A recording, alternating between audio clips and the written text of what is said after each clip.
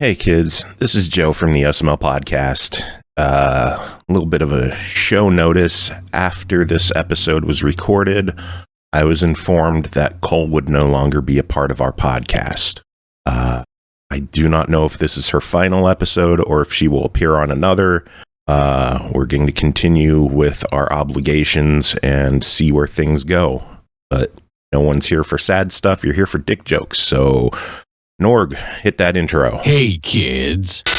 You're listening to the internet's wettest podcast about video games, consoles, and pancakes.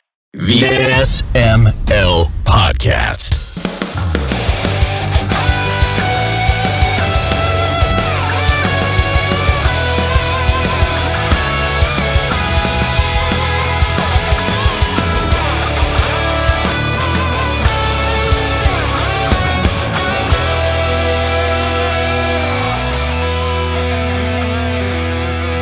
What's up, everybody? This is the SML podcast. I am your host, Joe. Joining as usual, Cole. How are you doing? Hi, I'm doing fine. How are you, You're Joe? chipper again. What the hell's up with that? It's just a natural response. I don't believe that. Can't help myself. Being chipper's a natural response for you? I call bullshit. Bullshit. Y'all act like I don't sound like fucking Minnie Mouse on crack. Yeah, Well, on sounding crack, like you're on exactly. crack is one thing, but Like, Again, I'm always Right. chipper and happy you're sounding. you're Unless not I'm always like chip. dead. No, you always sound dead. Sure, we'll go with that. You always sound dead or Yeah. annoyed or both. And I'm still better sounding than you two. What the fuck? Well, yeah, Why? you're happy at chipper sounding, which usually means I just assume that you hit somebody with a car. I can't drive. Well, way to fucking ruin my joke. Jeez. I have Coltrane on my lap bugging me. So how's everyone doing? Aki's here, Jacob's here. It's been a crazy week. Cole, we could finally talk about what we did last week. We can. I mean, we can talk about it on the show. I've been blabbing since the embargo went up anyway, so. Well, should we just dive into what's going on with the week? Let's do it. All right. We'll start things off. Cole, last week we did the Outright Games OG Unwrapped event. We did. We got some hands-on time with all of the fall titles from Outright Games. And then a preview of one of them, a video preview of one of them, or a hands-off preview of one of them, I'll say. That's what kicked it all off with Fast and Furious Spy Racers, which really caught my attention. I had like zero hopes for this game when I first heard about it, and after watching the hands-off preview of, I'm actually kind of excited for this one. This is on my radar now. So, because I'm homeschooling and we were doing this in the middle of the day, I couldn't not have the kids around when we were watching this. And number two is like a huge fan of the Fast and Furious show that's on Netflix. She loves it. She's obsessed with it. Did she follow the embargo? Yes. Okay, good. You know, she's autistic. She can't talk that well anymore. So she's fine.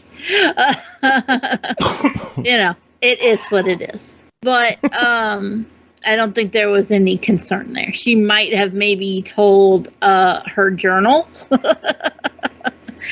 But I don't read their journals, so there's that. But she was watching it, and they did the cinematic where we got to see one of the actual cutscenes, and all of the characters for the English-speaking characters in the game are the voice actors from the show. And she was just sitting here beside me doing her work and watching over my shoulder. And as soon as she realized what it was, her eyes got as big as saucers and her jaw dropped. And she just had her hands on her cheeks and watched the whole thing. So excited. And then that's kind of adorable. She put her hand on my arm and she goes, "When are you buying that?" And I was like, "Soon," because not now. But she was just so, it looked so good compared to like the TV and shows. And I haven't even watched the show. I've only like seen it in passing when I go in the room and be like, "Hey, you can't be watching Netflix right now. You got to do schoolwork." That's my extent with the Fast and Furious show. But like, I recognized as soon as I heard the characters and as soon as I like saw them on the screen, I was like, oh shit, it's them. And they did an incredible job of bringing these characters to life in a way that kids can interact with in this game. No, we also, after that, we got some hands-on time with some stuff, including the new Addams Family game that's just around the corner. This was my favorite of the show. Was it? Yeah, because, you know, I'm an 80s kid. I love the Addams Family. I can't help myself. Everybody wanted to be Wednesday back then. And Addams Family was the 60s. Look. So are you actually a 60s kid and like you're just lying about your age? The original movies weren't that old. I have explained this before, that even though I was from the 80s, my sister is 14 years older than me, and my other sister was 7 years older than her. Oh, gee. Jesus. Okay? Christ. I don't think I've heard that before. Yeah, I've never. I don't think I've heard before. about that age difference before. That's awesome. Pretty crazy. I have 2 other brothers as well, and they are in that age gap somewhere. I don't even remember how much. Your parents were active Well, I was adopted. for a long fucking time. That's impressive. But I was adopted, so I don't count. Oh. But my parents were born in the 40s and in the 30s and 40s. So a lot of what I grew up with, like some of my favorite music and stuff is from the 60s and 70s because that's what my siblings grew up with. So that's what I grew up with. So how do you think it translated game-wise with Addams Family? It doesn't quite have that 80s and 90s touch to it, of course, because it's based around the newer Netflix show. Yeah. So you can definitely tell, like, some of the character designs and stuff certainly fall more in line with that and are a little different. If you got that nostalgia that I've got, you're going to be like, oh, they look a little different. And it's okay. I'm not one of those people who's like, oh my God, they changed my favorite character and now I hate everything. So I'm like, yeah, they look different, but it's fine. They sound like the characters in the show. Again, I believe they used the voice actors, didn't they say? Yeah. Can I? I'm just interrupting. I wasn't even aware that there was a Netflix show for the Addams Family because I know that there's. They've really did a CGI movie a couple of years ago. Shut up, Joe. So I didn't. That wasn't me. Well, whoever side, you can it. All right. Anyway, however, there is an Addams That's just funny. You went right to me. Oh my God. There's an Addams Family movie coming out next month, and so it's a tie-in with that. Okay. I didn't know if it was a tie-in with this Netflix show that I didn't know about, or if it was for the movie. Okay, continue, please. Is there a Netflix series for Addams Family? I'm pretty sure. I'm 90%. Maybe we're getting shit mixed up. Maybe this is. There's too many licensed properties that I can't keep track of all of them anymore. No, there's a Netflix show coming out next year. Okay. Oh, I thought it was already out. Shit. I did too. Or wait, maybe there's something called Wednesday too. That's different. That's a live action Tim Burton style series. Yeah. That's different. But yeah, there's a CGI like kids show.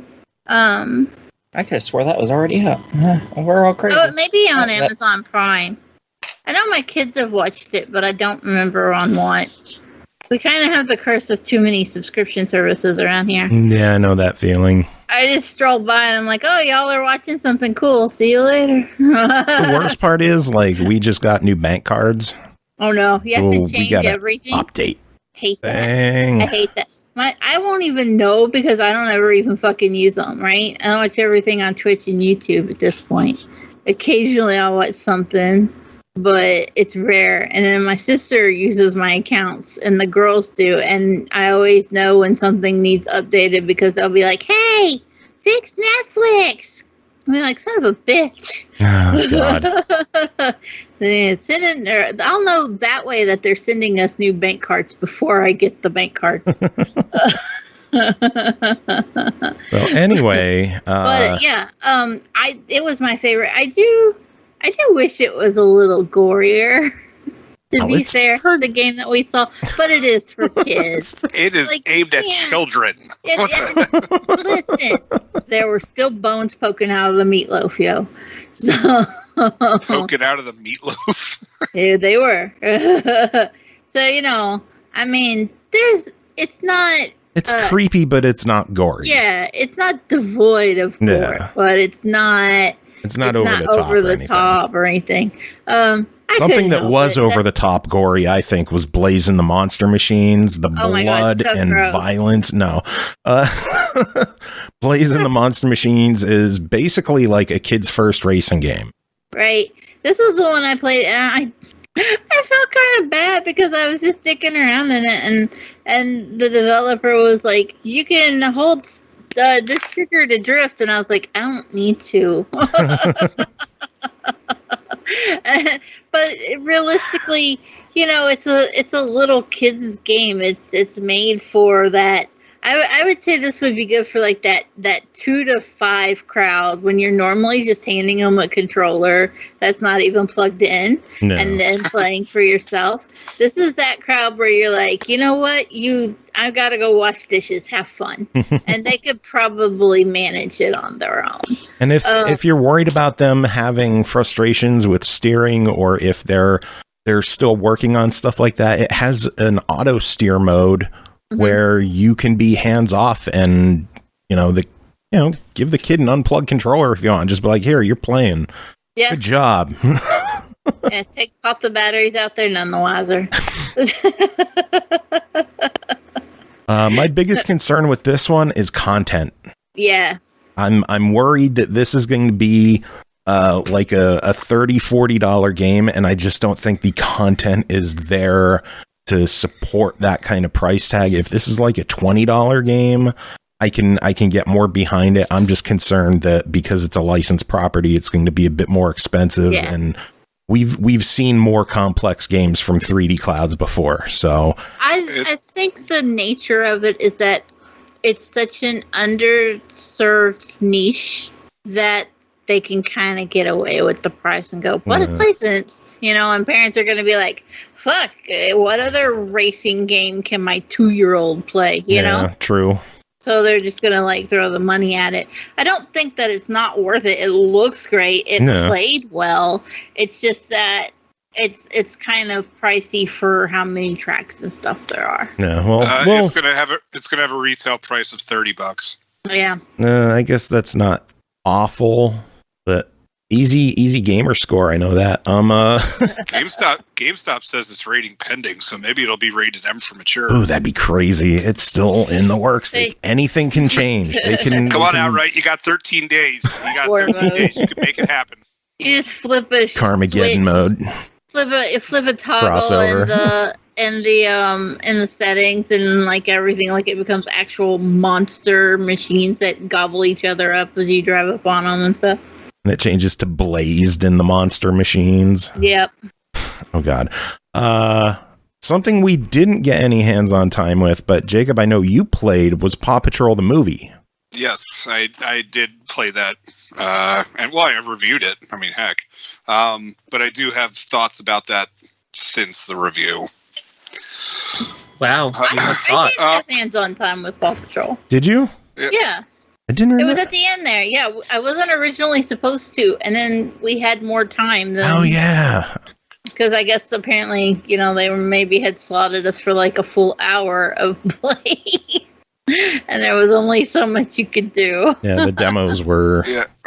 Yeah, I'm not going to lie. The Paw Patrol game, I know I originally gave it like a, go for it kind of thing. Because, I mean, in all honesty, you're buying it for the kids. But compared to how the actual movie is, because the game came out like 2 or 3 weeks before the movie did. And I got to watch the movie with my kids. And with how the movie does it and how the video game portrays those events, I really was not pleased. And yeah, if I was purchasing that thing, I would be upset. Now I know Outright is working on it. However, at this point, the game's been out for I think a month now, and there is still an unobtainable achievement in that game, and it's just like, guys, like, if you're not going to fix it, just say you're not going to fix it. No. Like, well, hopefully they get on that. They do have a lot under their umbrella right now. Like, they have a packed fall. They also have a Peppa Pig game. I thought this was adorable. Yeah, you get to make your own little Peppa Pig character, but it looks identical to the show and the books. Like, the art style is just dead on. It's all the proper voice actors in the English version, and then it's definitely like 6-month-olds could play it. You can, as long as they can press an X button, something's gonna happen. Yeah, this one looks really cute. And then there was a PJ Masks game. There was. What'd you think of that one? That was a little more intensive. You had to actually control and figure out how to use the characters' abilities, because there are the 3 different PJ Masks characters, but it has all the same charm and humor as the TV show does. Again, same voice actors. They did really good at like getting all of the voice acting talent from all these different properties. But yeah, it's not something that the smaller crowd is going to be able to handle. You're definitely going to see this one geared more at like 8 to 10. The 40. I wouldn't even say 8 to 10. So? Number 3 is 8. She hasn't watched PJ Masks in like 3 or 4 years. yeah, like, So I'd say like the 3 to 6, but the game may be a little above what that age group could handle. Well, maybe the 5 to 7-ish crowd. Well, we'll find out in the coming months, I'm sure. Big shout out to Outright Games for having us and letting us preview these games as they come along. Hopefully we'll be able to give them full reviews and tell you whether or not they're worth the money. Yeah, we had a good time. You know what is worth the money? What's that? Game Pass. I love Game Pass. Remember all those times when like they're adding way too many games to Game Pass? Yeah. They're adding way too many games to Game Pass. More games. Woohoo! Like it's getting ridiculous. This week we got Crown Trick, Nuclear Throne, The Artful Escape, Flynn Son of Crimson, I Am Fish, Skatebird, Superliminal, and Aragami 2. There are a lot of good that games came out there. already? Today. Yeah. Shit. All of those in a week. Mm-hmm. A fucking week. Well, I know the next game I'm going to play when I have free time. Finally, if that ever happens. I'm really looking forward to Origami 2. I didn't even realize it was coming out so soon. No. So, next week, even more games are coming. Lost Words Beyond the Page is hitting on September 23rd alongside Sable.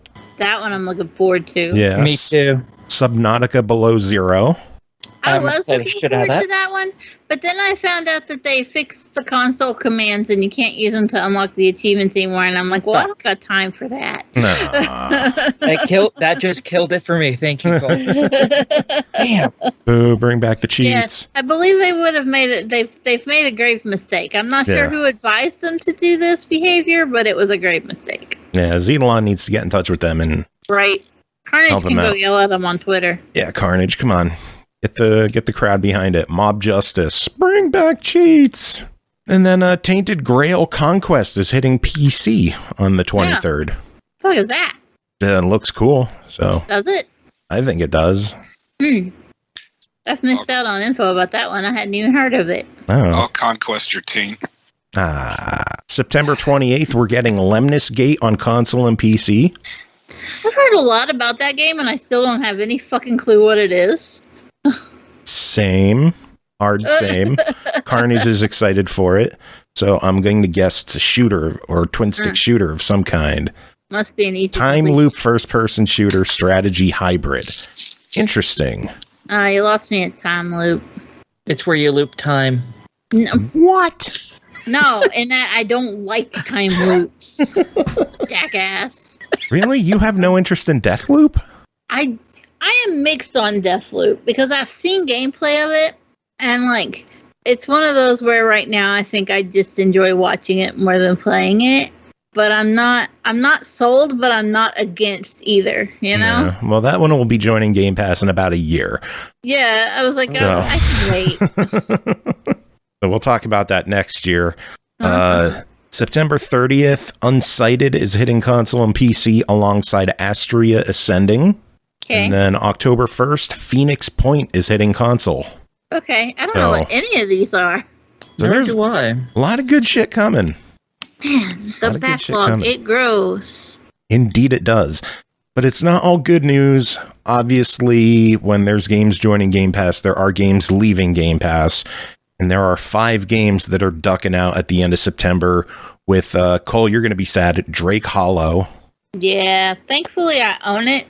But there's a plus side to this, though. Because everybody now is like, oh, I need to play Drake Hollow before it leaves Game Pass. And I'm like, I got you. Don't play with me. Nice. Yeah, but you ain't ever gonna play with anyone. Let's not even lie about that. We'll go with that, sure. Shit. Eichenfell is leaving, which I need to decide if I want to drop the money on that or not. What is Eichenfell? Like, people keep asking me about it, and they're like, it's a U game. And I'm like, I don't know what it is. Well, let's look it up and see exactly how it's a turn-based tactical RPG about a group of troublesome magic students. Who the fuck decided that was a me game?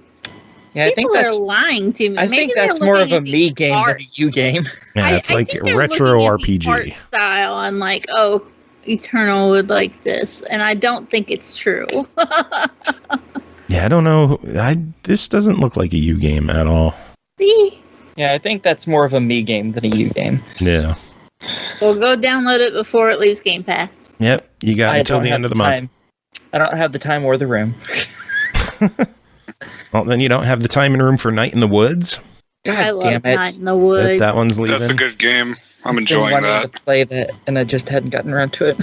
I will say, if you are going to play Night in the Woods and you're trying to get the completion before it leaves Game Pass, just go ahead and Google the spreadsheet on Reddit, because there is a spreadsheet to tell you how to get all the endings and all the drawings and stuff, and you are geez. not doing it on your own without that spreadsheet. God. Oh, God. Fuck, there's a spreadsheet. That's just... Yeah. Jesus. Warhammer Vermintide 2 is leaving cloud and console. That's a Well, that's a bummer. shame. That's always a good time. Vermintide comes and goes, man. It does. So I'm sure It'll that be will in be there back. for like 6 months, and then it disappears for a couple weeks, and then it comes back. No, so I won't be shocked when that one returns in a couple of weeks. No. And then PC is losing Kathy Rain. What the fuck is that? That's probably a U game. Oh, really? I think that I'm pretty sure that's a game that I reviewed on here forever ago for PC, for Steam. Huh. I'll have to look it up after the show. Set It's in the 90s, Kathy Rain tells the story of a strong-willed journalism major who has come to terms with her own troubled past as she investigates the mysterious death of her recently deceased grandfather. Yeah, that was the one where I was annoyed that she was like, "Oh, I'm in a hurry," and then walked fucking everywhere, and it drove me nuts. Yeah. Yeah, but that is the Game Pass news. THQ Nordic had an anniversary event where they unveiled a whole slate of new games. I was let watched down. that. I liked a couple of the games on there. It looked interesting. I hadn't played any of them. A couple looked interesting, but when they tweeted out afterwards that they still have like 28 unannounced games, What the fuck? They announced what, like 8? Yeah. something like that, yeah. What the hell? Why didn't they announce more? Shit. Like, I think they said 42 games in development and 28 still unannounced. no. But the ones they did announce were Destroy All Humans 2 Reprobed, which apparently is Interesting, only yeah. going to be on new gen consoles and PC. Well, that just killed it for me. Yep. So if you don't have a Series X, S, or a PS5 yet, you might want to try hunting one down if you're interested in that. SpongeBob SquarePants: The Cosmic Shake is coming. So if you want new SpongeBob, there you go. Outcast 2: A New Beginning. That one kind of interests me. I've never played the original, so but it looked cool. A lot of people are excited about this one, so that has my intrigue. I want to see what's going on with that one. But Jagged Alliance 3 was announced. Yeah. Superpower 3 was announced. I'm going to be really honest here real quick. There were so many of these that were sequels and remasters of sequels, or like more modern versions of sequels, and I was just sitting here the whole time. I think literally all of them were. Yeah, and I was just like, if you have so many unannounced games, why is this your pick for your anniversary? I know. Maybe the rest are all the same. I figured all the bitching would come after we discussed all the games. Maybe, but man, I just had to say it now while it was on my mind. I'll forget when we're done. Yeah, I know you will. MX versus ATV Legends was announced. Okay, it looked good. I just don't like dirt bike games. Yeah, I'm excited. I like those games. They're fun to play. Elix 2 or Elix 2, however you want to say that one. A new trailer was shown for that one, even though we know the game existed. They showed some new gameplay. And then Expeditions Rome. So that was their anniversary event. Yeah. Where the fuck was Amalur? They even showed the logo for Amalur. Like, what the fuck? At the beginning. Nothing. Yeah. Where's the DLC? Nothing. Well, they've confirmed that it exists. I mean, they showed you. They showed a screenshot. Wasn't that enough? Thank God they showed a screenshot. Yeah. Oh man. In other news, one of those up in 10 minutes. In other news, Randy Pitchford confirmed a new Brothers in Arms game is in development. So there's that. That's cool. Okay, I've never played those. Pew pew games. I know, and you would think I would play them, but I think we even owned one, and I just never played it. I think one of them's playable on backward compatibility. I think it's Hell's Highway. Maybe. I don't know. That's the one that's always on sale, so I would assume it's that one. Yeah. Some bad news, though. There's some delays to talk about. Battlefield 2042 has been delayed to November 19th. Not a huge delay, but a delay nonetheless. I don't know what they're doing at DICE. I don't know what they're doing. First, they're like, yeah, no campaign. And then they're like, we're going to delay it some more. And then, like, they haven't showed shit, done shit. Man. Well, they're throwing together that campaign now. Not that fast. They got 2 months. It's going to be. Are they?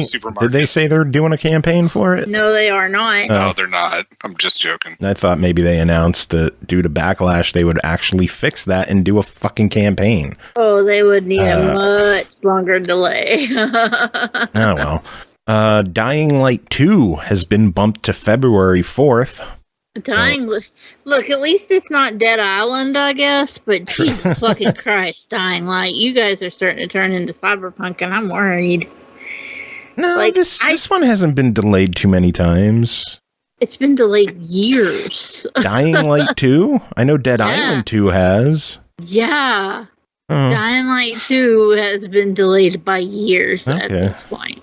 Yeah. I guess I haven't paid enough attention to it.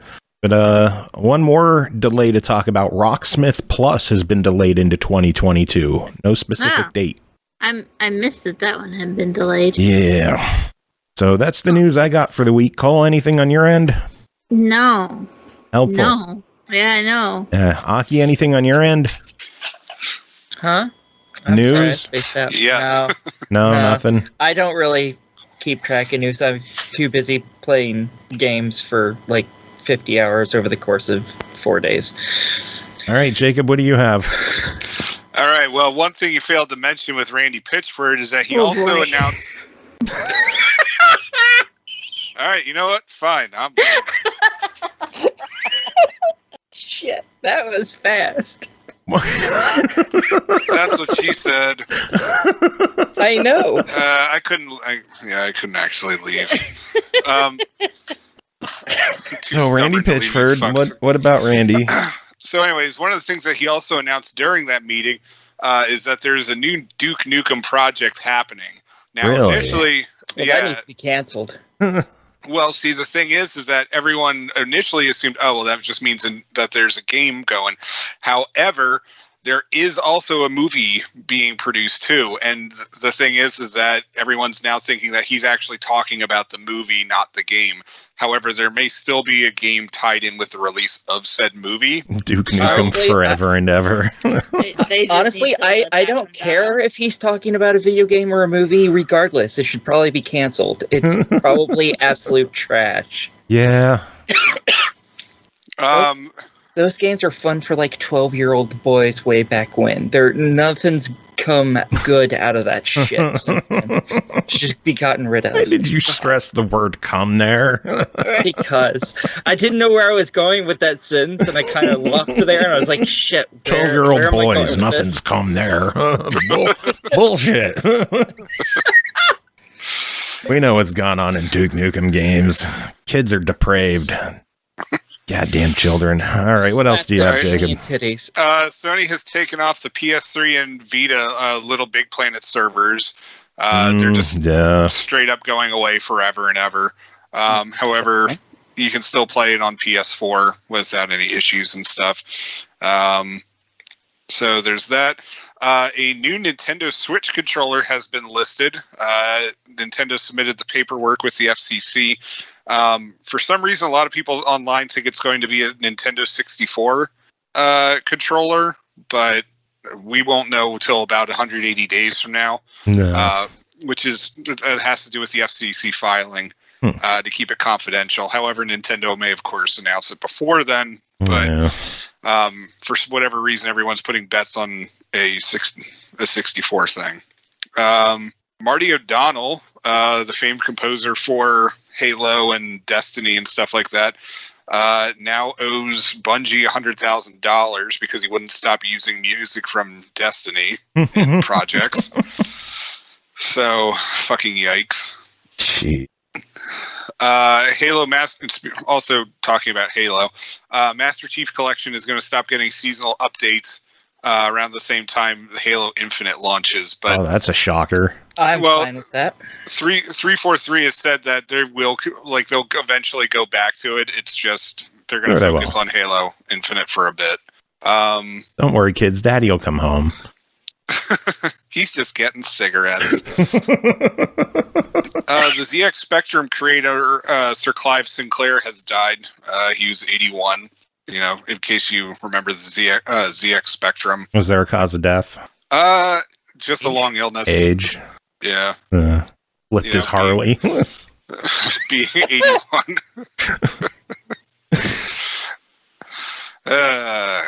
I'm terrible. I know. And also, Nesting Games has been founded in Quebec, Canada. It's made up of old Ubisoft employees who have already taken some pot shots at their former employer. But they're looking at making RPGs. According to them, they're going to have great characters, powerful storytelling, and strong gameplay. And they want to move away from the massive open world model. I could get behind some of those games for a little. Yeah, so that's actually all the news I have. Cool. So are we ready to dive into reviews? Yeah, I think so. I guess. Aki, you ready? Cole, you ready? Yep. Yeah, I guess. Because holy shit, what a fucking lineup we have tonight. Like, wow. Are you excited about it? Yeah, this is a damn fine lineup of games that we have. Do you want to retake that intro? Because I don't think you were excited enough, Joe. I think you need to try again. What? No, I regret everything. we've got a pretty solid lineup of games, and we're going to kick things off with Tales of Arise, developed and published by Bandai Namco, released September 10th on Xbox One, Series X and S, PS4, PS5, and PC for $59.99. 300 years of tyranny, a mysterious mask, lost pain and memories, wield the blazing sword and join a mysterious untouchable girl to fight your oppressors, experience a tale of liberation featuring characters with next-gen graphical expressiveness. Aki, you didn't play on next-gen, you played on last-gen. What did you think of it?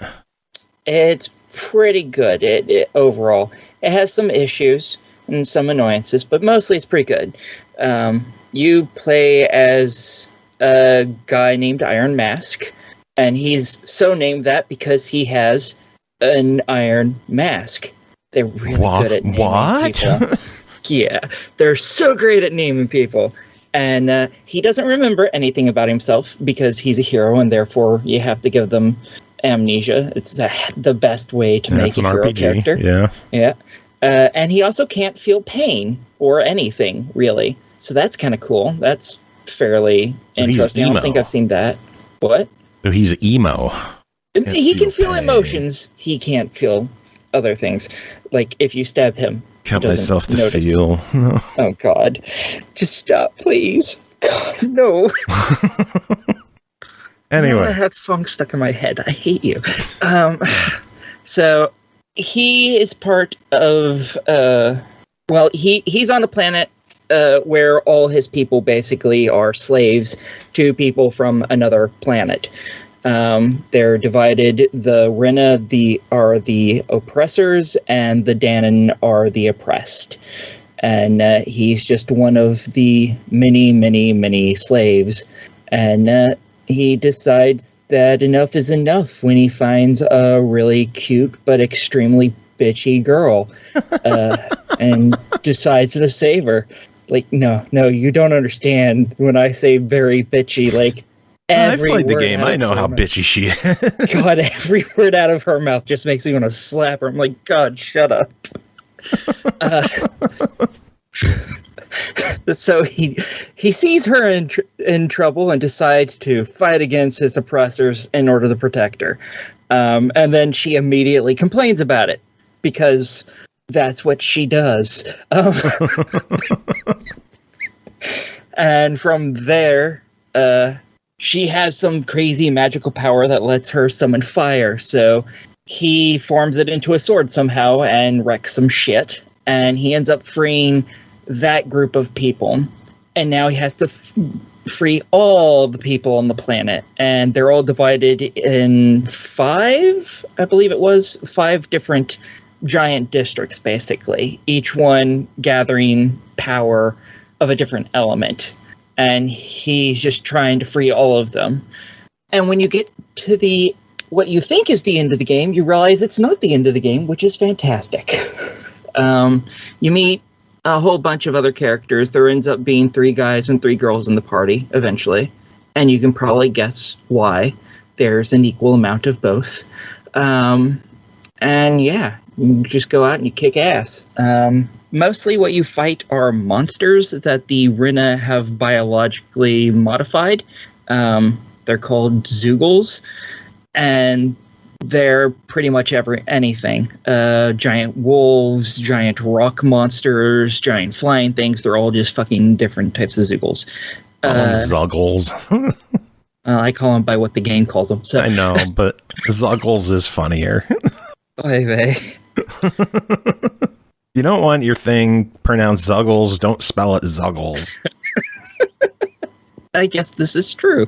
So most of your fighting is that. Occasionally you fight some Rina who are in giant armored suits that make them super strong.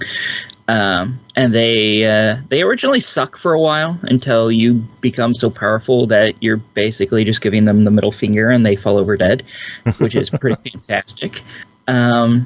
The thing about this game is the way you level up is in 3 different ways, effectively. You have your experience, which levels up your actual level.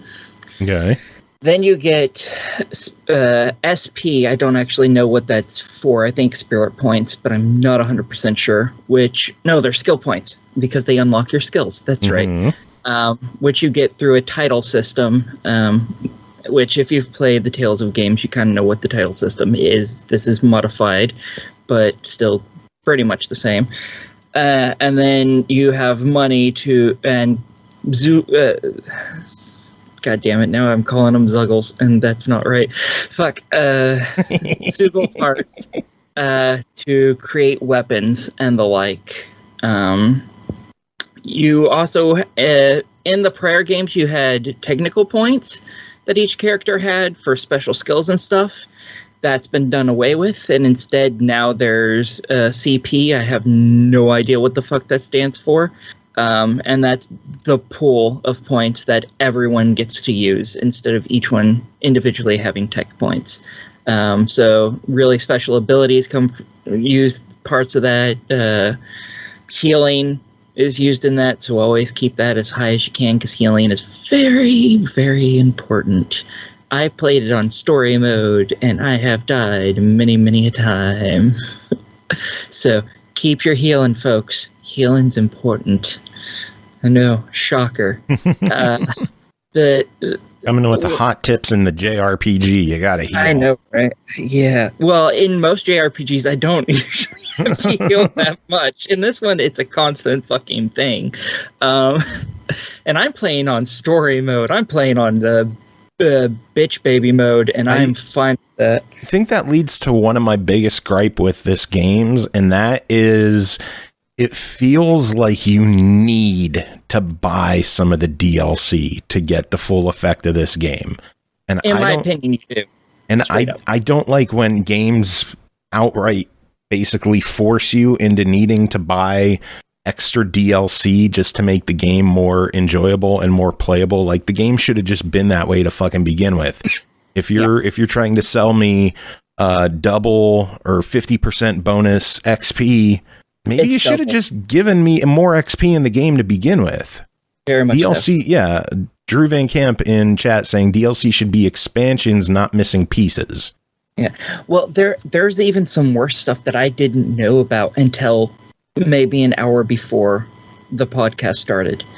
There's entire arts, titles, basically. Entire titles. Titles are the things that allow you to have skill points. There's an art usually attached to it, which is a special attack, and then there's some passives that you also get. Mm-hmm. There's a few of those that are locked behind the costume packs. Yes. And I didn't know that until just before the podcaster. I was like, no, you're joking. And then someone linked me to it, and I was like, son of a bitch. Yep. Thankfully, those arts are useful at the beginning of the game, not so much by like where I am. By mid-late game, they're worthless, but the passives are still really fucking good. And those DLC are not fucking cheap. They're what, $15 each? And there's 3-4 of them. I don't remember how much the individual DLCs are. I know the music pack. I'm not too pleased about the fucking music pack. Jesus. There's a BGM pack that lets you play songs from older games during the battles, and there's a lot of songs there, to be fair, but it's $28, and it is not included in the ultimate edition of the game. Yeah, everything should be included in that, in my opinion. If you're doing an ultimate edition of the game, it should fucking have why am I paying so much and I'm not getting everything? Like, I shouldn't have to pay for more stuff on top of what I already paid, which was a premium over what everybody else paid. Like, I'm a glutton with this game, because not only did I buy the physical collector's edition, but when that got delayed, I decided to buy the digital ultimate edition, and then I ended up buying 2 of the $5 DLC packs because, like, it felt like the game required them for me to enjoy it more, with the extra XP and SP and everything else. Limiting, I know Tales games have always limited you to like 10 or 15 items, but to have an expansion to 99 locked behind DLC seems really stupid. Yeah, especially since those items, you can go through them really fucking fast. I mean, previous Tales games have always been like that, where it's locked to like 15 items or whatever, but to have a max of 99 tied to DLC, just make that the game. And also on top of that, there's also a pack that allows you to get double the experience points and the spirit points that you get after each battle. Mm-hmm. And here's how bad this is. The normal, I played it through to the very first boss, which is the fire boss, the guy that you beat to free the first area that you're in, where you start off with. I was like 5 levels. He was 5 levels higher than me. There were enemies around him that were 5 levels fucking higher than me.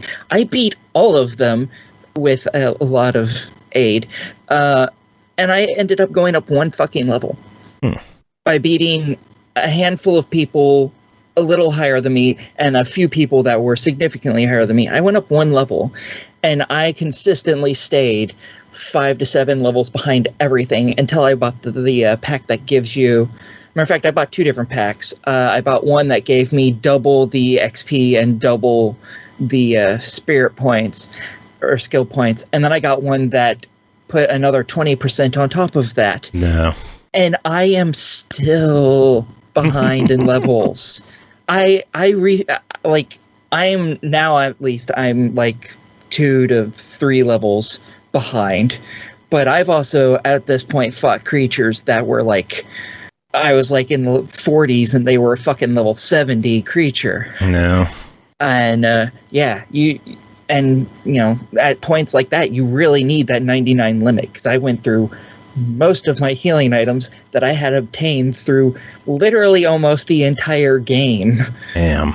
Without using, I went through most of them in that one fight. Jeez. And that's not even the hardest fight in the game. That was, I don't know if it's an optional boss even. I'm pretty sure it's a boss you have to beat at some point before you beat the game. But there's optional bosses too, which I haven't even unlocked the ability to get to yet. It's like that. Yeah, there's a lot of content in the game. It's a packed game, yes. So there's a lot there. It's not starving for content. It's just I don't like all the piecemeal DLC. I don't like that practice, and I wish it would. Like, I can understand costumes. Okay. Selling me costumes is one thing. Selling me double experience, like, I don't like it with the Kemco games either. But it doesn't feel as egregious with the Kemco games. It doesn't feel as necessary with the Kemco games as it does with Tales of Arise. But even all that said, $60, I'm still absolutely behind picking up this game. It's a fantastic, like, the action feels great. The combos feel great. The visuals are stunning on the Series X. It's just a really, really solid Tales game, but you're going to want to invest more than the asking price because of the DLC. It's just how much you want to invest. Yeah, I agree right on the same lines, except for I would say wait for a sale because of all the fucking piecemeal DLC that you really kind of want. And I don't know anything about the extra arts that you get for having the other costume packs, because I'll say I didn't have them. But there is one good thing. When you get to late game, if you've been finishing one of the side quests, because there is one that you actually have to keep up with because part of it is missable. But if you keep up with it, it allows you to start pulling different parts of the game into a new game plus that it unlocks when you beat the game. But there's multiple pieces. Like, one piece allows you to bring your records over. Another allows you to bring your different knowledge bases over. One lets you bring your levels. One lets you bring your equipment and your items, etc., etc. And, so you at least have that if you don't want to spend the money. But I don't know how long it'll take you to beat the game if you're not spending the money, because you're going to be so fucking underleveled. So I'm playing it on story mode. On little bitch baby mode, and I had trouble until I bought that fucking DLC. If you're starting on one of the harder difficulties, then good fucking luck, because you're fucked. Yeah, but at the end of it all, $60, I think it's worth it, obviously, because I've spent like 5 times that amount on this fucking game. Statue is nice, though. I really like the statue. Beautiful. It's so pretty. That's Shion and Iron Mask. Indeed. Alfin.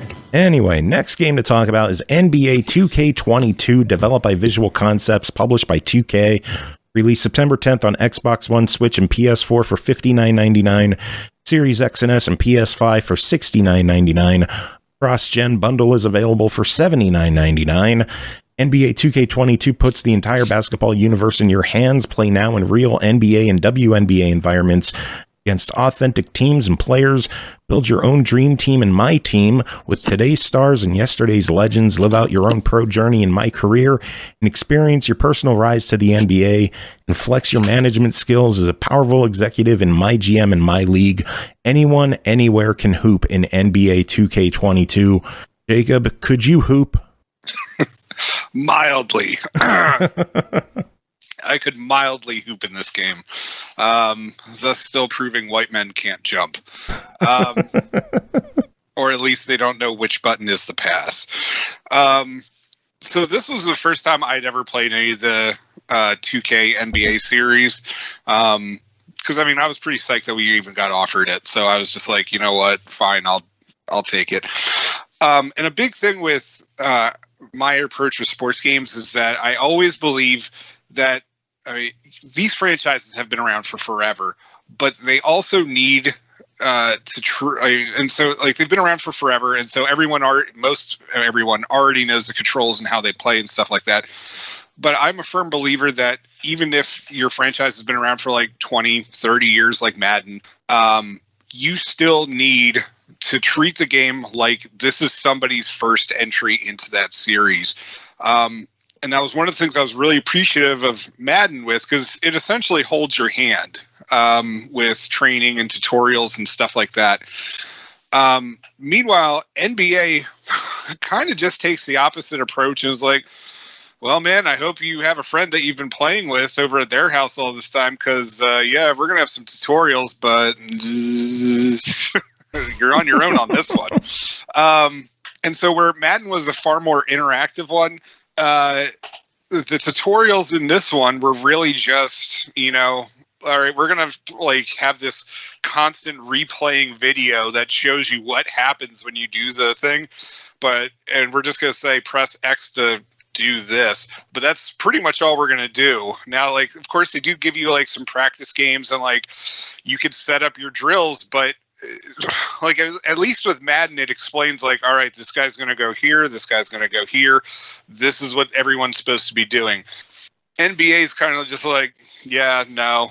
Basketball's chaotic and has really squeaky floors because everyone's using athletic shoes. So, you know, no, we're not going to do that for you. And so it's just like most of the time I was still making my shots, but, you know, in the training thing, I was still making my shots and stuff like that. But it really doesn't take any time to train you. And so it's a little frustrating, especially like when I started up my very first game in it, and I was doing okay with shooting the basketball, but it honestly felt like my defense was like absolute shit. Anybody who was coming down the court with the ball, like I just couldn't stop them. Like, and I was doing what the game told me to do, but it was just like they just breezed right by me. And so I don't know if that's like maybe I'm just a beginner and I suck, or is this like an issue with the game? So I don't know, but the thing is, little column A, little column B. Yeah, it most likely is. Now, on top of it, or like aside from that, the graphics in the game look great. Like, it looks realistic. It just looks fantastic. But I'm kind of wondering with the series, because as I said, this is the first time I've ever played, so I don't know how like well honed everything has been for years. But it's just like there's almost so much content in this game that it feels like they kind of mashed in like other stuff with it. Now, what's always been really popular with the sports games is like a create your own player thing. NBA is no different. It has that. In fact, it wants you to do that right off the bat. There's a character creator that you need to sign up for. But the problem is that if you don't already have an account with 2K for this thing, you have to create one, and it's tied in with your player. And then they send you an email saying like, oh yeah, well, like once you click this link, we'll like solidify your account and stuff like that. I didn't realize that there was an email. And so after 3 days, I fired up the game, and it's just like, oh, by the way, all your progress that you had in your My Career thing, yeah, it's gone now. You have to start up a new thing and start up an account. And I'm like, what? You check your email more often. Shut up. That is not the takeaway, Joe. Like, holy crap. That is especially if the game tells you check your email for a confirmation. No, it didn't. That's the thing. I didn't see anything about like, oh yeah, you should definitely check your email and register your account. But I thought it had already been registered and that was done. Like, whatever. Anyway, so it erased my guy, which was confusing enough. So I had to start up a new one. But so the character creator thing, as I said, this thing might as well just be its own game. Like, it's a sports RPG, and you have to create your guy. You know, you have to decide which college you're going to go to. And like, he has like a social media guy, like assistant. And I'm just like, how many high school players have this? Is this a thing now? Like, I don't, and he's living in his own apartment. Like, I don't know. It was really confusing because I'm just like, if somebody lives like this and they're like 17 years old right now, like this is some shit. But so not anyway, the childhood I grew up with. yeah, I'm like, did Michael Jordan have like a hype man guy like back in the day when he was 17, like about to go to like North Carolina? I don't think so. But like, yeah, it's just bizarre. Anyway, so your guy goes on through that, and then you have to, you know, you go into college and you're like going up for this tournament thing, and you're like, how well you do in this tournament is going to determine your prospects for getting drafted in the NBA, and like you have to do all this stuff to improve your character with it. Like you have to do drills, you have to do practices, you have to compete in games, obviously, because it's a basketball game. But in the meantime, it turns out you're on a cruise ship for something.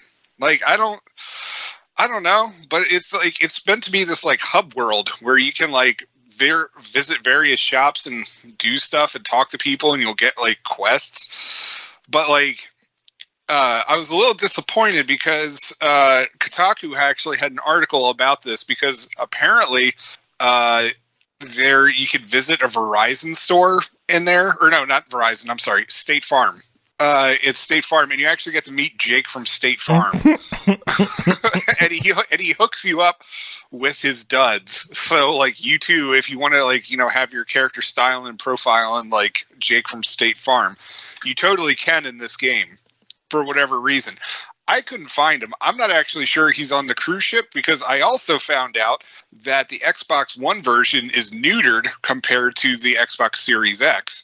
So if you're playing the Xbox Series X thing, your like My Career thing is actually in like some city, kind of like a walking Grand Theft Auto thing. Like I don't think you can hop into cars. Like I only found this out through an article I read earlier today. But like in the Xbox Series X and PS5 versions, there's an actual like living, breathing city you get to walk in. Meanwhile, us Xbox One and PS4 people, we're stuck on a cruise ship the whole entire time. So that's kind of weird. I don't know why they made that decision, but whatever. So that is very weird. Yeah, I don't know. Yeah, and apparently also the WNBA teams aren't present in the Xbox One version. I didn't get that far into like checking out all the different teams that were available. The store page literally says WNBA for the Xbox One. So is the store page wrong? I wonder. I don't know. I wonder if they just like copy pasted. That would suck if like, I don't like when games are missing so much in between versions. Yeah, but like I didn't see them, but at the same time, it may also have been like sometimes content, you know, gets released later on, like true. after stuff. So it's entirely possible I missed it, just like I missed State Farm, you know, taking State Farm on the cruise ship if he's there.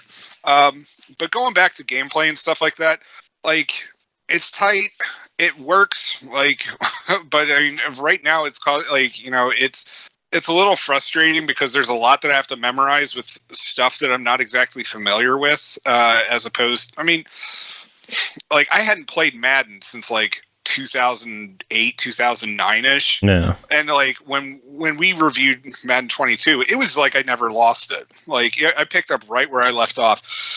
This thing is, I don't know, it's its own thing, and I really wish it would do more to handhold newer players. Now, I mean, as I said, like we've gotten probably like an entire generation now, like that has played this game. So it's, I don't know. I guess like you could have like, you know, somebody teaching their kid how to do it, but it's just, I don't know.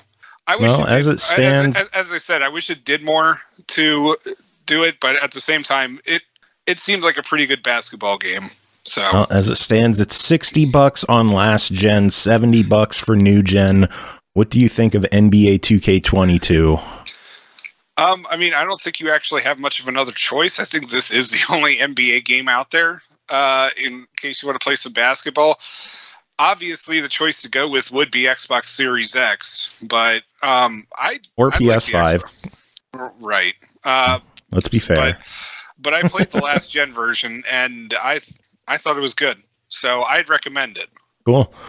All right, next up is Life is Strange True Colors, developed by Deck 9 Games, published by Square Enix. Square Enix provided the code for this game. We thank them.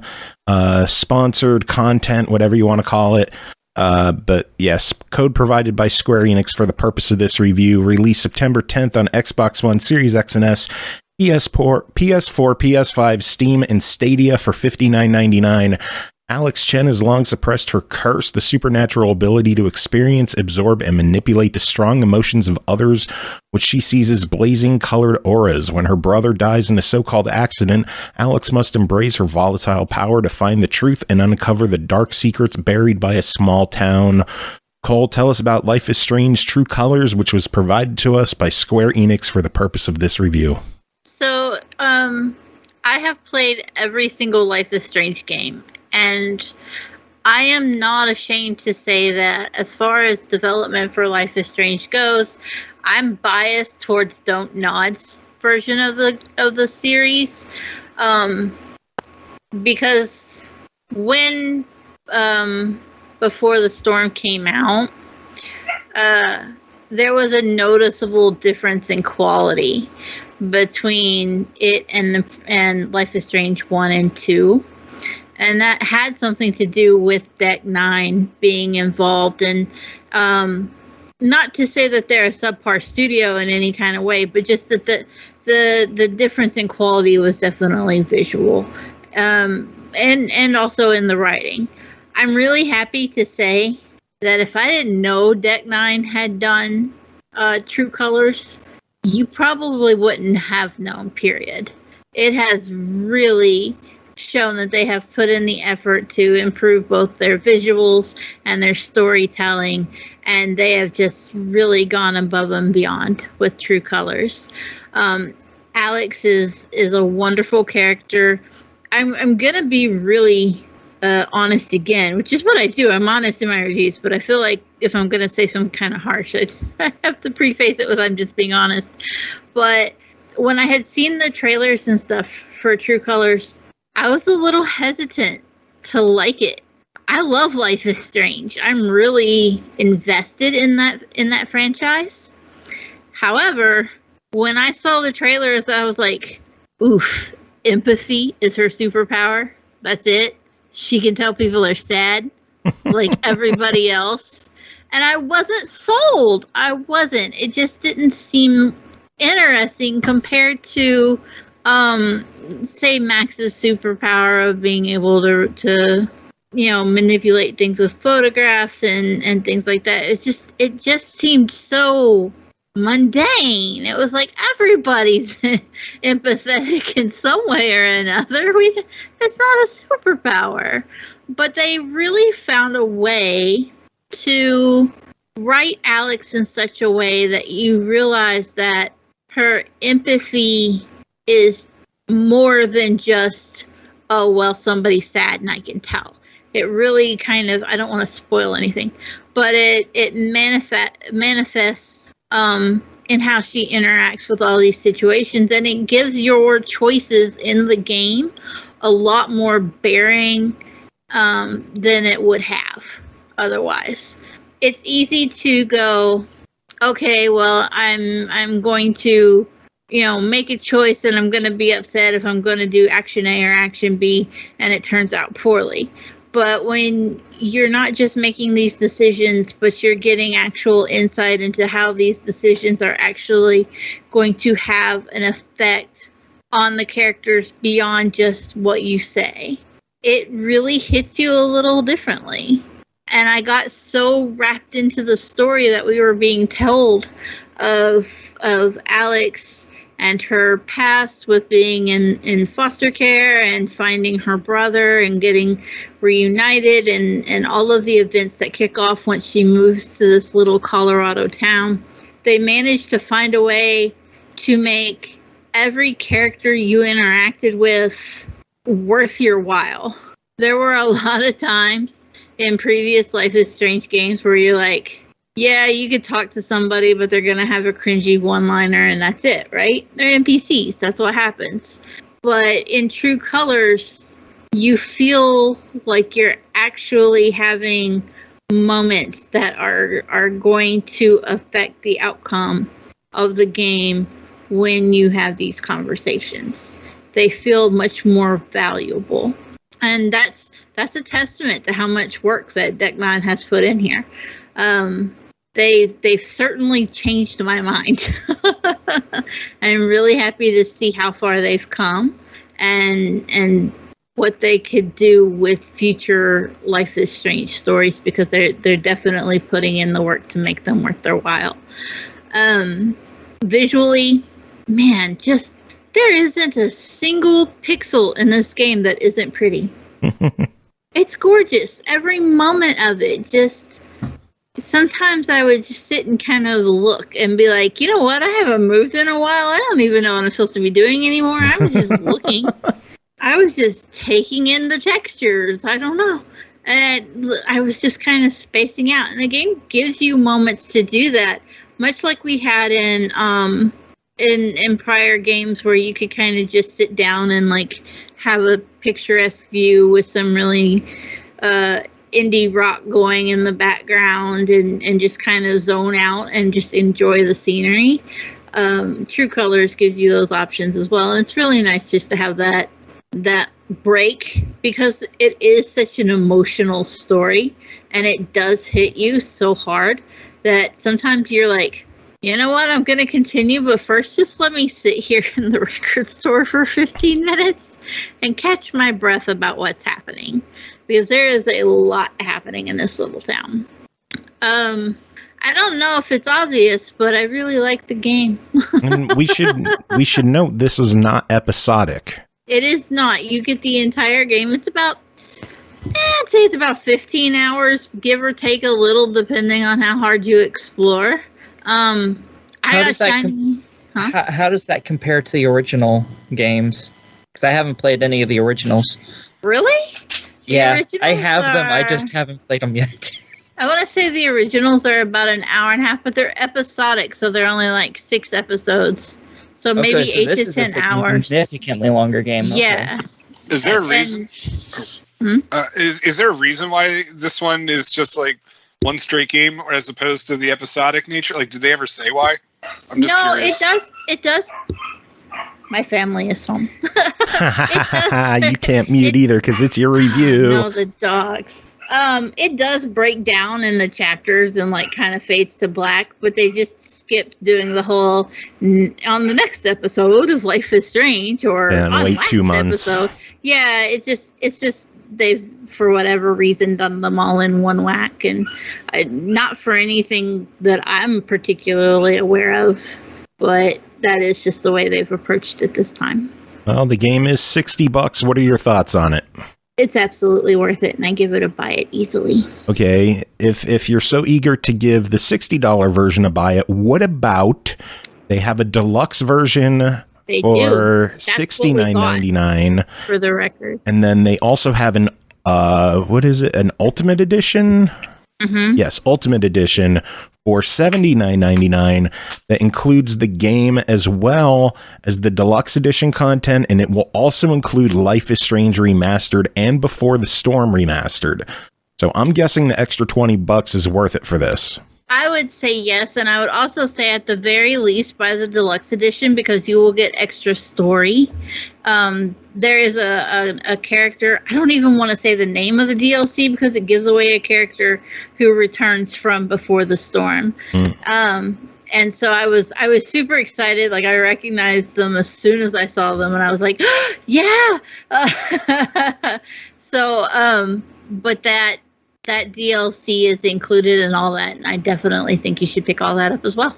Cool. Yeah. All right. Next up is WRC.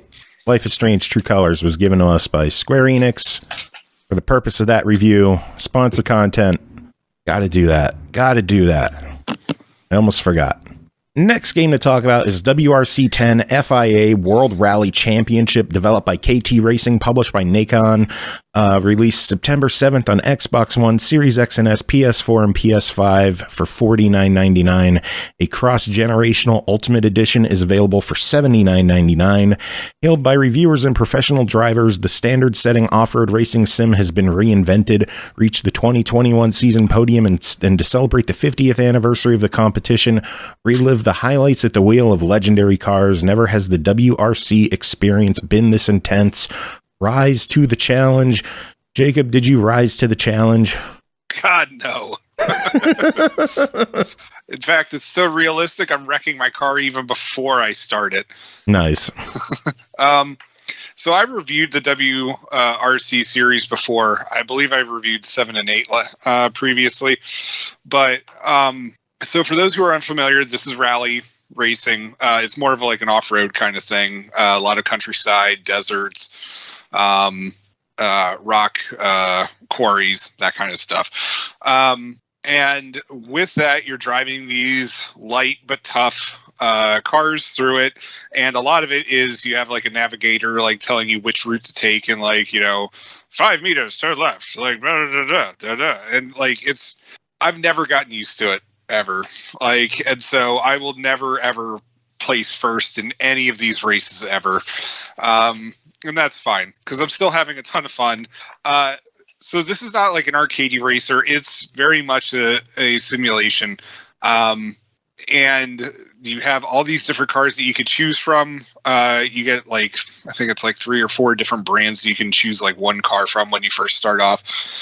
None of them really matter which one you go with. It's really all just, do you like Ford? Do you like, you know, this other brand I've never heard of? That kind of stuff. But you know, as you go into the game, there's multiple modes. I mean, if you want to just hop into a race and suck, that's fine. You can do that. If you want to do a career mode, which has always been the popular thing, and that's what the game really wants you to focus on, you can go in the career mode where I can also continue to suck. And the career mode is the standard stuff. You know, you create your racer, you assemble a team, you're like your pit crew and all that other kind of stuff. And then, you know, you work on your car, you do stuff in between races, like practice on the next race course. You know, you can give like media interviews, all the standard stuff that you usually get with this kind of like simulation RPG-ish kind of career modes that you find in so many sports games, whether it's cars or basketball, football, whatever. That being said, damn, this game is gorgeous. Like, I mean, like the WRC games have always, they've always looked good. And this one is no different. Handling of the cars, I've never been good at because I've never been good at, you know, like the perfect simulation. But thankfully, the game does have various assists that will help you out. And I do my best to make sure that the game still can't manage to help me get across the finish line.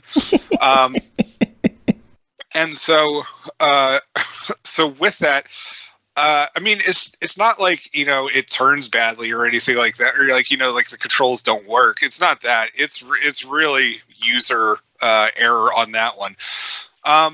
But that being said, it's just like, it's a lot of fun to go through like all of the different areas and like, you know, all like the little jumps and like trying to make all these quick turns. And it's just, it's pretty cool. Like I enjoy these games for what they are. I'm never going to like, I don't know if, well, yeah, I don't know if there's ever, I don't know if there's like an esports thing for this game. I'm never going to be in competition for that. That's like, that's just not happening. We know. But like that being said, the games are a lot of fun, even if like you're not used to these kind of games. They look great, especially on Xbox One. I can't imagine how it looks on Xbox Series X. It's got to look astoundingly beautiful. And if you're more so into like the simulation racing games than, you know, the arcadey stuff, I highly recommend WRC. Like, honestly, I appreciate them more than I do the Forza Motorsport games, which is a tall order, I realize. Yeah, you're crazy. the thing is that like I feel like it probably gives me a more realistic racing experience than those. With that, and so honestly, I mean, I didn't get to try out the. There is a digital deluxe edition of this, isn't there? I thought you said that. They have. Did I make that up in my head? I don't know. I know they have a deluxe version that includes both the Xbox One and the Series X and S version, as well as some of the DLC with it. An update on pricing, I was wrong. The last gen is $49.99. The new gen is $59.99. The Ultimate Edition that has both of them is $79.99. What are your thoughts on all of that? Well, I mean, I can only assume about the Xbox Series X version. Xbox One, totally recommend it. You know, as I said, if you're into simulation races, by all means, this is what you want to go for. If you're looking for an arcadey experience, you maybe wait for a sale on this, but you might also want to just look elsewhere. This is not going to be Burnout. No. But that being said, I highly recommend it. Honestly, if I may go back and like get the digital deluxe version, or actually I wouldn't need to because I already have this. But anyway, whatever. I'd recommend it. Well, I have the Ultimate Edition on my wish list. Oh, okay. Yeah. No, I don't have $80 to buy Rally. You just bought some TMNT statues, man. I know. That's why I don't have $80 to buy WRC, because I spent $100 on Ninja Turtle statues. YOLO. An excellent use of money there, Joe. An excellent use of a Twitch payout. Ninja Turtle statues. Thank you, viewers. I love you all. Next game to talk about is Bus Simulator 21, developed by Still Alive Studios, published by Astragon Entertainment, released September 7th on Xbox One and PS4 for $49.99, Steam for $34.99. Experience the daily life of a bus driver in 2 open-world cities, either in the USA or Europe. Drive up to 30 licensed buses by international manufacturers, including a double-decker and e-buses. Take your passengers to their destination safely and on time, either in single or multiplayer mode. Jacob, how many people did you drop off at their destination safely? How many people did I drop off at their destination? Hold on. Let me take off my shoes. I thought you were about to ask how many people I killed with a bus. How many? Oh, God, so damn many. Can you kill people in this game? You can hit them. Oh. You get penalized with a lot of money. The lawsuits you're paying. Oh my God, it's one of the issues that I have with this game. All right, so Bus Simulator, it just really kind of tosses you into everything. So you're given, all right, so you're taken to this town that their bus service kind of got run into the ground, but you're going to revitalize it, and you have this helper. I think her name's like Miranda or something, like Maria, something. I don't know. Anyway, she's there and she awkwardly runs across the parking lot to meet you because the human physics, running animations were not like their top priority for this game. So I'm going to warn you right now, the way that people look and like walk around in this game, focus more on the buses and the beautiful countryside. Just don't look at the people. Okay. So anyways, so she's just like, hey, I'm going to be here and I'm going to help you out. You need to choose one of these 3 buses and we'll get you started on your way. And you're allowed to test drive them out. None of the 3, the 3 buses have like some differentiation between them. Like, how many people can stand, how many people can sit, what's your turning ability in this bus. I ignored all of that. And I just chose like the one that looked, the nicest in my opinion. And she's just like, okay, well, give it a spin around the parking lot before you choose like whichever one you want. And so I did, and it seems to be going okay.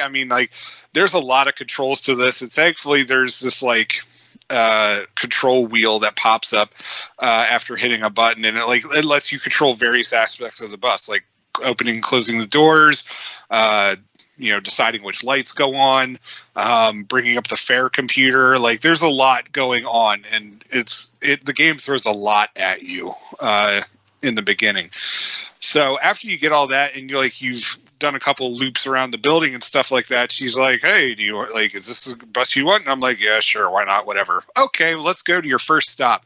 And I immediately crash it into the median, just trying to get out of the thing. And thankfully, the game doesn't penalize you so much, or at least in the tutorial, it doesn't penalize you so much for causing damage to the bus. And then she's just like, okay, well, we're going to give you like a dry run on your route and stuff like that. And, you just need to go here and just follow the map. And I do. And the thing is that I don't know if it's weird because I don't know if this is a fault of the game or maybe it's just they're like, yo, this is how people are going to react and you need to be able to react to that. But it's just people aren't walking in crosswalks when they're supposed to. People are like you have cars that just sit at green lights and it's just all this other kind of stuff. And I mean, I get that's real life stuff, but I mean, right off the bat, I'm just please just show me the ropes on this game. But no, I exit out. I've already crashed my bus once and I immediately hit 3 pedestrians. And I'm not even 200 feet away from my building. So this is already looking great. And you have to go through the town and it makes you do the stops, drop off people, and do some other stuff. And then it brings on more stuff. You have to figure out what different routes you're going to offer. And if, enough people are riding, you can purchase more buses and you can run more routes during different times of the day. And you have to make sure everything's just running smoothly. And this assistant character, sometimes she's really helpful with it. Other times I'm just I don't know what the hell I'm supposed to be doing. So I ended up having to look online a couple of times with it. It's difficult as shit when you first start off. I mean, there's no way to mince words about it. I mean, there's a very steep learning curve, and I'm sure that there's tons of people that are just hell yeah, this is my jam. But if this is your first time trying any of these kind of games, and I'm not exactly sure what would have made a random person off the street just be hell yeah, I want to simulate buses. I don't know, but it's an odd simulation thing. I don't know if I've ever done anything like this, but it's just, yeah, it's one of those simulators where it's just what you think is a mundane task. You go around and you do it, and then you realize just how much more that there is to it, and the game is rough on you. Now, there is also a multiplayer portion. I really wasn't able to get into many games with it because it only allows 4 players per game, and I'm guessing that there's a lot of people who are fans of the series, and they all know each other, so they've all started up their own private games or something like that. I got to hop in a couple, and it's essentially you and another person, and you're just trying to do your route and stuff like that. And one person is driving the bus, and the other person is just managing other stuff on the bus, usually collecting fares and stuff like that. And you do get people who do try to skip paying the fare. Those sons of bitches. Yeah. So I thought that was an interesting portion of the game. I'm not totally convinced that multiplayer is a hell yeah, we need to add this kind of thing for this game, but whatever. I'm assuming it's there. I mean, you can't knock it for the people who want it. It's there. Well, that's the thing, and I'm assuming that there's because I figure that this is more of a European, over in Europe, they're just hell yeah, because it seems all those simulator games come out of there. So, I mean, maybe it's their way to play on this kind of stuff. It's an odd game. There's a steep learning curve. I'll be honest, this is a try it from me. I'm not faulting the game. It looks great. It plays decently, but as I said, there is a steep learning curve to it. I think a lot of people are going to get frustrated and quit before the tutorial is finished, but if you're willing to hang with it, I think there's some interesting stuff to be found there, which is why I'm giving it a try. Cool. I would love to know why console is so much more expensive than PC. $15 is that's a noticeable difference. Like sometimes you'll see them for $10 more PC over console, but 15, come on. What's going on? I don't know. That's it for you though, Jacob. Get the fuck out of here. Woo! You have any final words? Well, no, you just told me to get the fuck out of here. All right, then get the fuck out of here. All right, fine, bitch.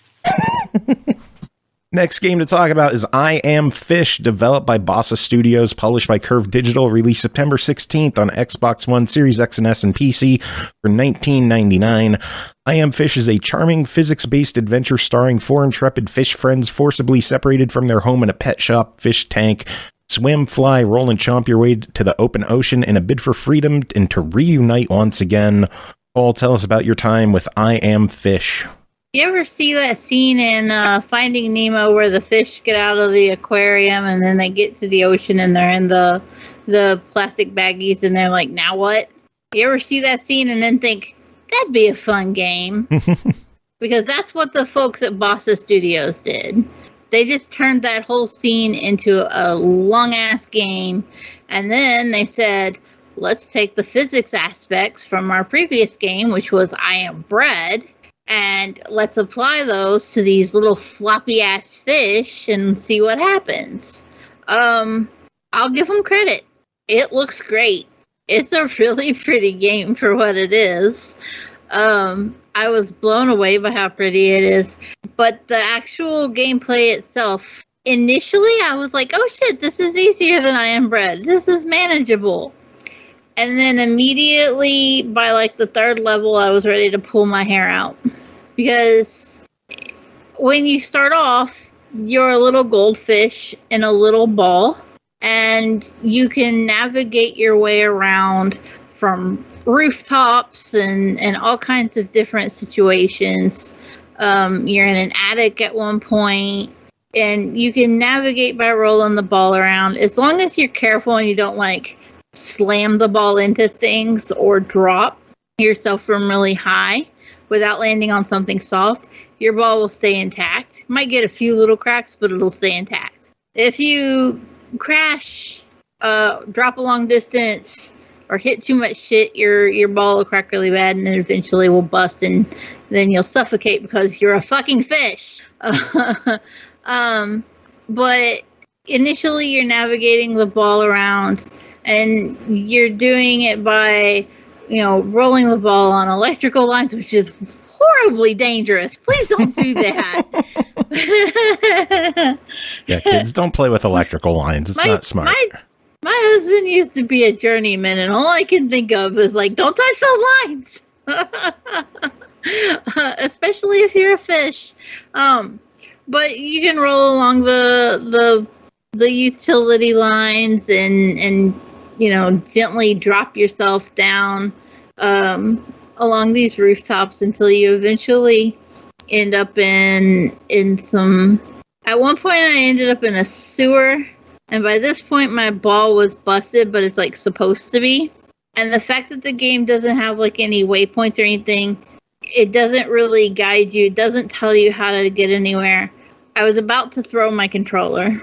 That was when the I Am Bread level of rage had come back. You keep mentioning I Am Bread. You can't forget Surgeon Simulator, too. I do keep forgetting that they are surgeons. Listen, I tried to play Surgeon Simulator and I got so nauseated. I love Surgeon Simulator. It is so fun to just slice people accidentally, and my face is flushing just thinking back to that because I got motion sick from it. Oh jeez. Yeah, I was fine with like the chopping up shit, but the motion sickness, that got me. But yeah, with I Am Fish, it really kind of struggles from just that. Like, I understand the point is to give you the freedom to solve the puzzle of the world your own way. And there are checkpoints and things. So, like, it's kind of worry free when you're just like learning a level, although you do, every time you die, you do lose a star off of your score.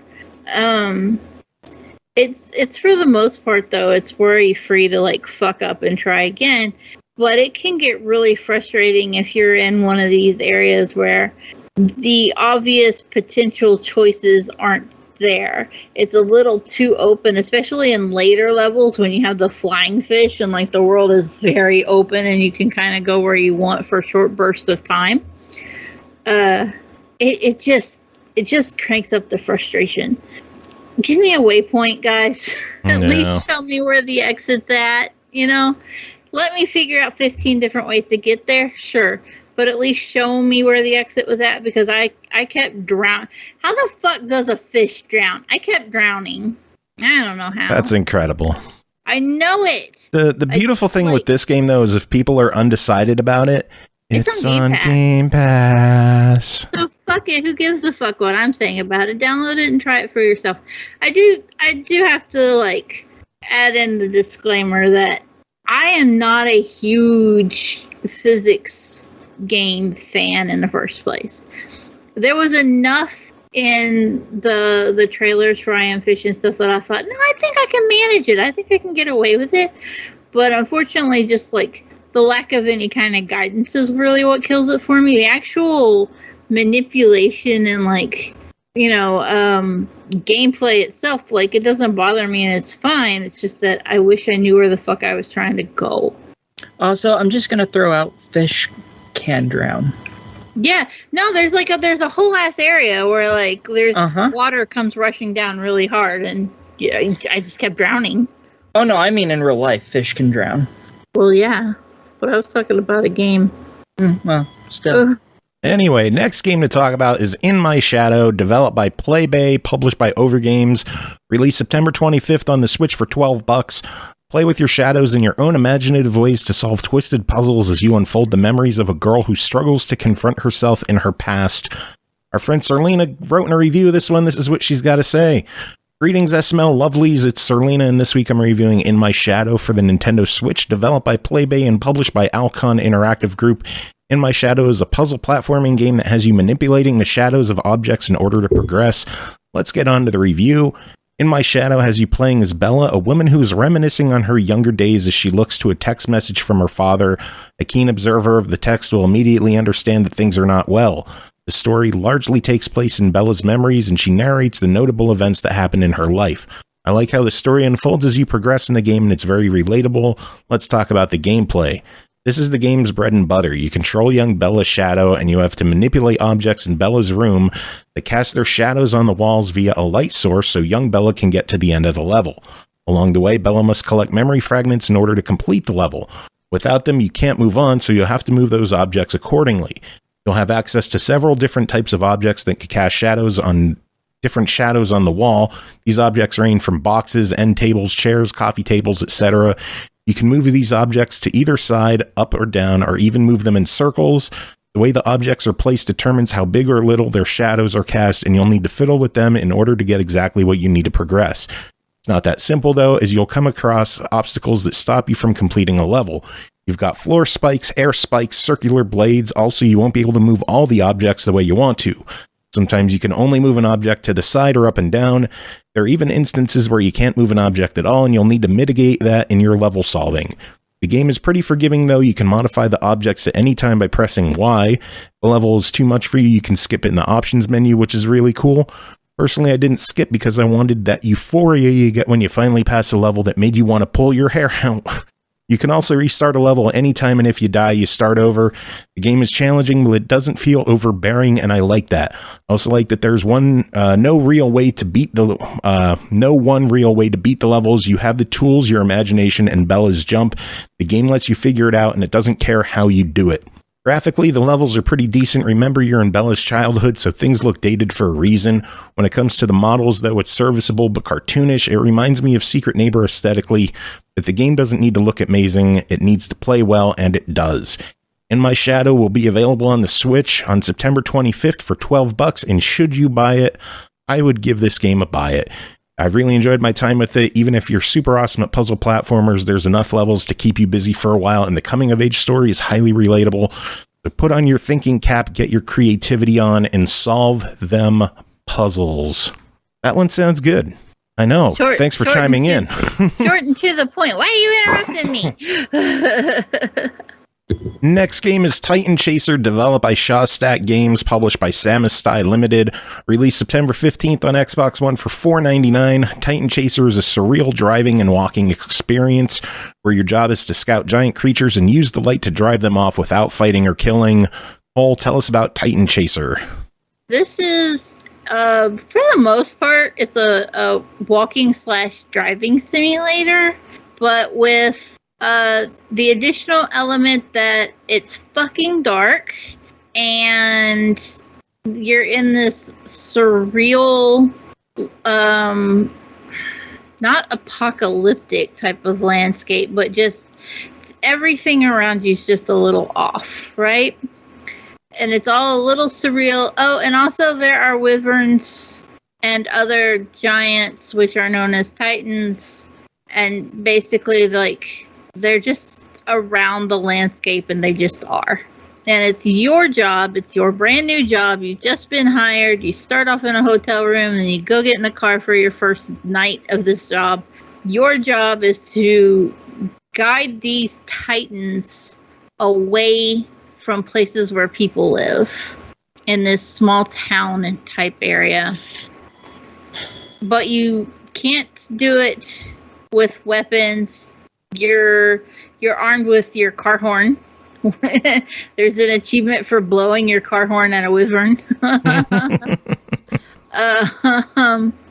You can't. You have to use items in the environment. Like, you have a spotlight, you have your car's headlights, you have your horn, but also there are certain rules to each Titan. God, I really don't want to give away any spoilers to what some of the later ones are, so I'm trying just to stick to the wyvern because it's the first one. There's some really crazy Titans in this. But with the wyvern, for example, since it is the first one, like, you get some rules about them, and they can't see color other than blue, like they're drawn to blue light, right? So if you shine a spotlight at it, it doesn't fucking do anything because it's not blue. So for the puzzles, you have to drive around and find these satellite stations that have blue lights. And then you have to flip the switch, but because this is kind of an apocalyptic type of scenario, there's only enough power for one switch at a time. So you have to drive to each one, flip the switch, turn on the blue light, and then the wyvern will fly to that one. And you have to do all that to basically guide it away from where the people live, so that at one point mine was just like had spawned and was sitting in the middle of a bridge because they're drawn to bridges for whatever fucked up reason. And I was like, yeah, that could be a problem. I could see how somebody could come cruising along at night and smash into a wyvern. That would be bad. So it's really, I hesitate to say it's kind of relaxing because you're trying to solve these puzzles and like I said, there are some wild titans. Well, I mean, the features do say relax and observe mystical landscapes. Yeah, but you do, I don't know that you're observing much. It's very dark. And I can't tell you how many times I drove into water because I just didn't see it. Well, it's $5. What do you think? Is it really only $5? Yeah, $4.99. Oh, $5. It's a fuck it. Why not? Like, it's just one of those that it's odd, and if you're into really weird, surreal kind of games, that, you know, it's not gonna challenge you, but it's not gonna bore you to death either. Cool. Yeah. All right, final game to talk about tonight is called The Frost's First Ones, developed and published by Ivan Sukhanov. Hopefully I said his name right. Released August 31st on Steam for $2.99. An adventure about searching for a missing hunter and meeting with alien beings. Explore wild nature, climb on a rock, lure out a boar, meet a wolf, survive in a rockfall, heal a deer, and trick a creature. Meet the unknown and find mystery. Aki, tell us about your time with The Frosts. Well, there wasn't a whole bunch of time with it. The game's about 2 hours long. Well, it is only $3, so. This is true.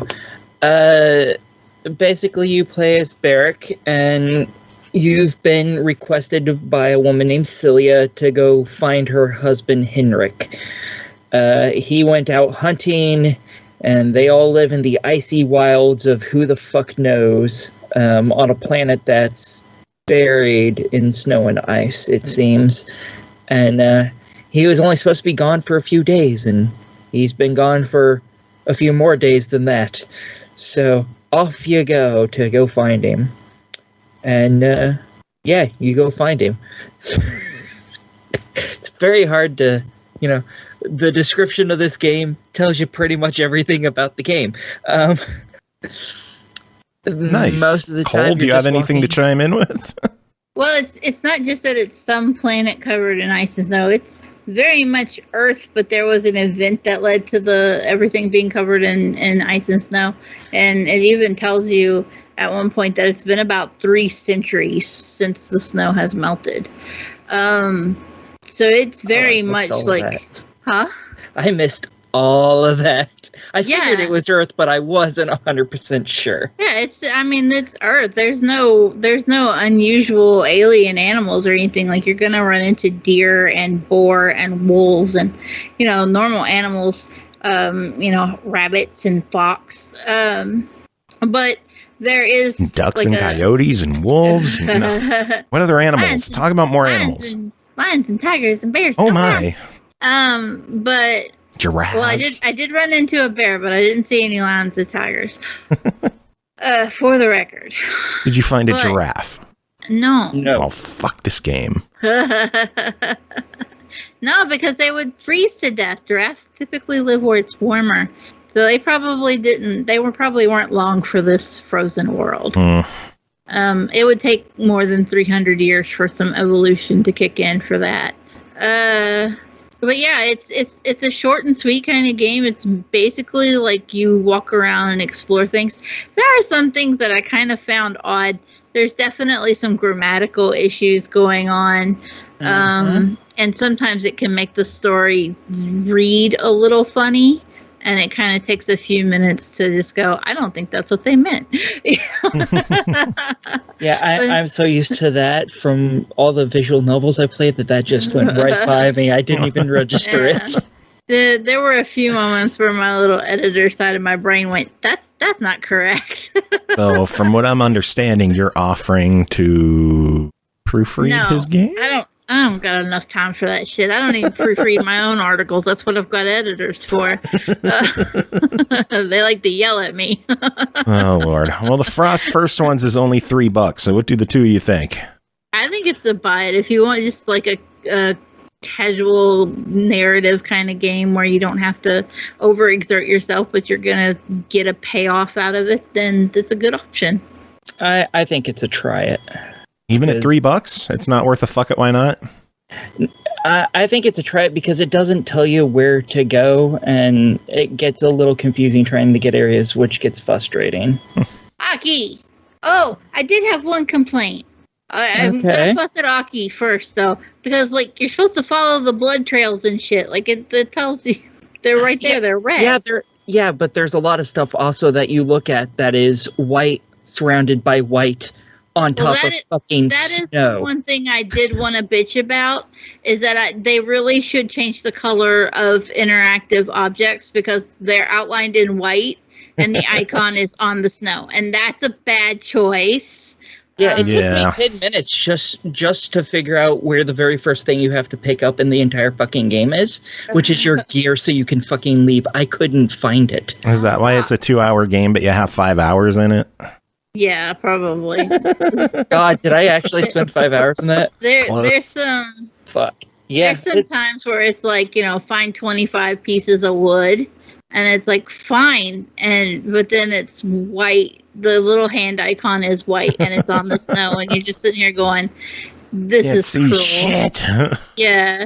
So that's, like I said, that's really a minor thing that could probably be changed with a hexadecimal code that would break the whole game, but it's an option. But other than that, later in the game, there's also larger areas as well, and there's no blood trail to follow because no one's leaving at that point, and it's hard to figure out. Mostly tell where. I felt like you could tell where it wanted you to go. Like the trails seemed pretty run down. There was a chase that I was stuck at for over 30 minutes. Yeah, but you also couldn't find to pick up your gear off the box when it says to pick up your gear off the box. Fuck you. That's all I have for that. Just fuck you. Yeah, well, Square Enix provided Life is Strange for us to review on the show. So shout out to Square Enix on this episode. Made it through another one. That's it. We're done. We're fucking finished. I'm done. Tired talking to you people. Thanks to Jacob for being here doing his thing. Thanks to the two of you for doing your thing. Yeah. We had a lot of good games tonight. It was a wild night. Like we had really good games tonight. We also learned that Jacob's bad at simulators tonight. Yeah. He's bad at everything. He is bad at everything. Yeah. Yeah, Carnage, any final words? Square Enix provided Tales of Arise to us. Bandai Namco provided Tales of Arise. So thank you to Bandai Namco. Thank you to 2K for NBA 2K22. Thank you to Square Enix for Life is Strange. Thank you to Nacon for WRs. Am I just going to thank everyone? Yeah. Sure. Sponsored content. Sure. Final words, sponsored content. #ad.